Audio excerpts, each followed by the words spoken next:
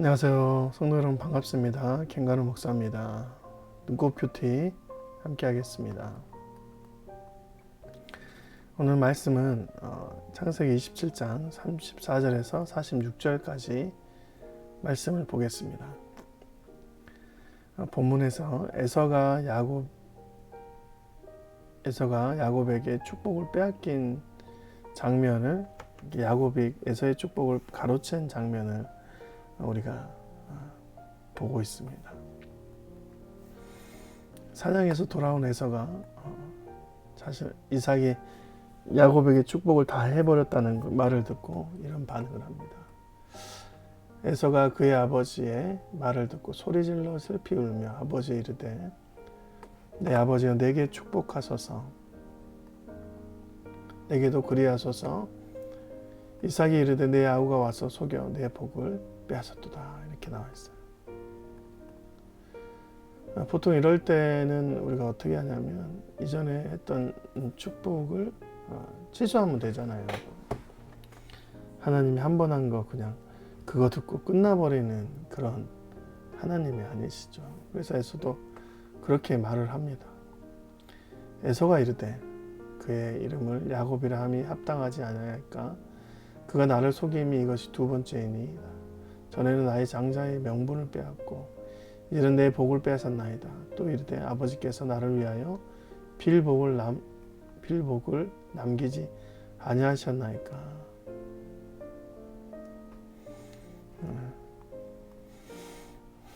야곱이 그렇게 좀 간사하게 행동했다라고 아버지께 얘기를 하는 것이죠.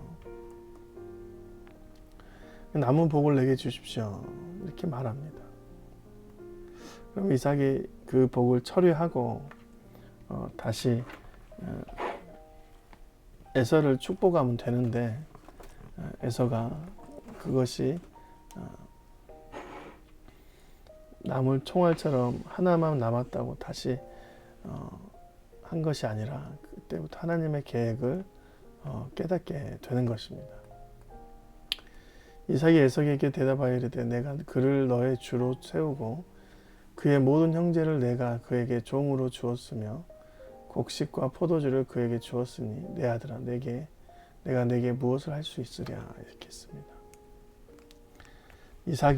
아버지 이삭이 하나님의 계획을 알고 결론을 지었어요.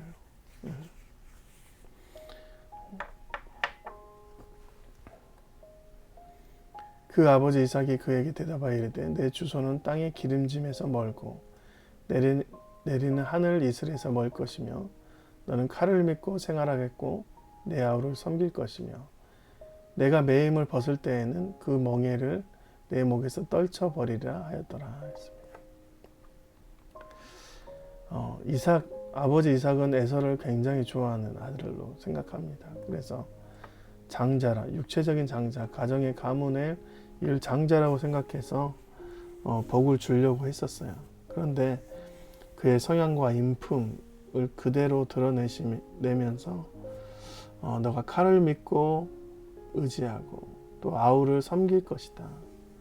내가 땅에서 기름짐에서 멀어질 것이다 라고 말하는 것은 후에 나타날, 지금 당장이 아니라 후에 나타날 야곱 족속, 이스라엘 백성과 에서 족속, 에돔 족속의 상황을 얘기하는 것입니다.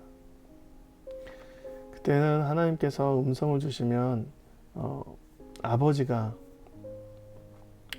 목회자처럼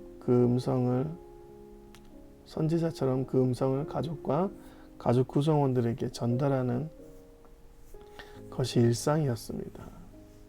그래서 지금 이삭은 자신의 얘기를 하는 것이 아니라 하나님의 메시지를 전해주는 거예요. 하나님 나라는 인간의 관계를 뛰어넘습니다. 그리고 하나님 나라는 한 가족 간의 관계를 뛰어넘어요. 한 개인에서 시작해서 가정, 또 그 가정의 가문, 또 그의 후손들과 족속들의 이야기를 담아내는 것이 하나님의 능력이십니다. 하나님께서는 지금 이 작은 자들의 삶의 한순간에 그냥 그 순간을 보시는 것이 아니라 이후에 있을 미래의 국가의 상태까지도 말해 주시는 분이 하나님이십니다. 그래서 여러분, 우리가 기도할 때도 한순간에만 머물러서 기도하면 안 됩니다. 지금 이 순간 엄청 힘들다, 그래서 어렵다 라고 하는 것이 아니라, 지금 이 순간은 힘들지만 이 순간을 넘어서게 하실 주님의 계획을 바라보는 겁니다. 우리가 한순간을 살아가지만 우리에게 심은 주님의 씨앗이 열매를 맺고, 그 열매가 결국 어떤 삶으로 이어질지를 기도하는 거예요. 그래서 우리의 오늘의 기도가 한시적인 기도가 아닌 영혼을 향한 기도가 되는 것이 하나님의 백성의 참다른 영적인 행동이라 할 수가 있습니다. 그의 아버지가 야곱에게 축복한 그 축복을 말미암아 에서가 야곱을 미워하여 심중에 이르기를, 아버지를 곡할 때가 가까웠은즉 내가 내 아우 야곱을 죽이리라. 한순간을 사는 사람은 지금 당장에 있을 축복이 빼앗겼기 때문에 그 감정에서 모든 것을 다 걸어버립니다.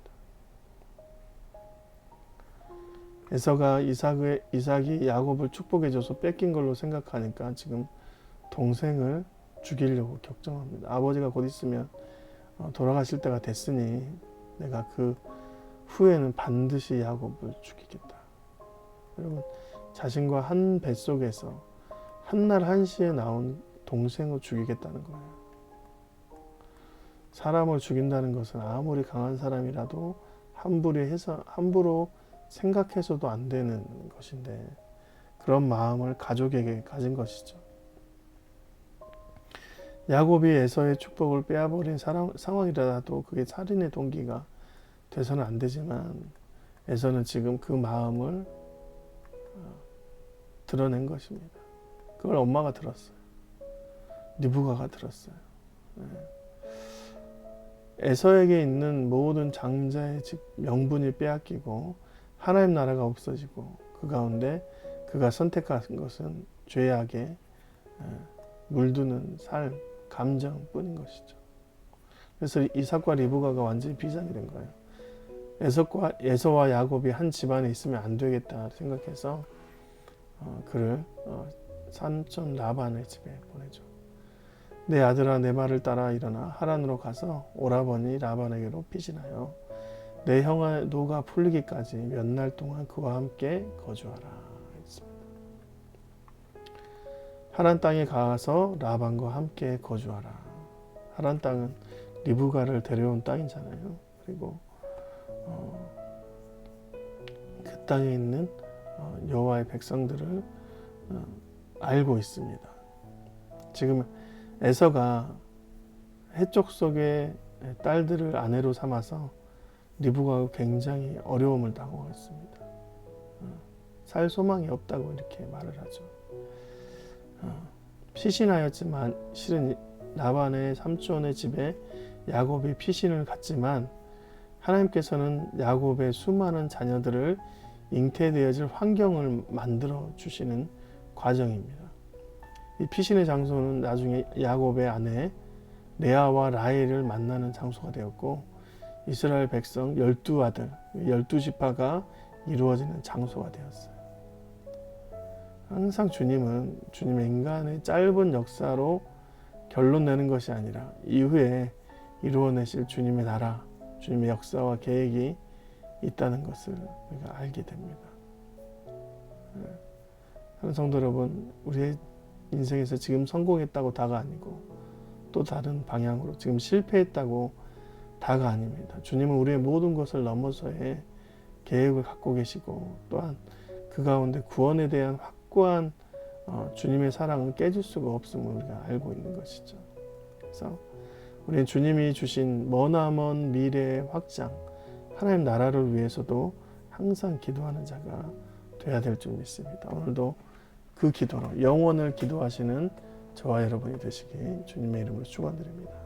고맙습니다.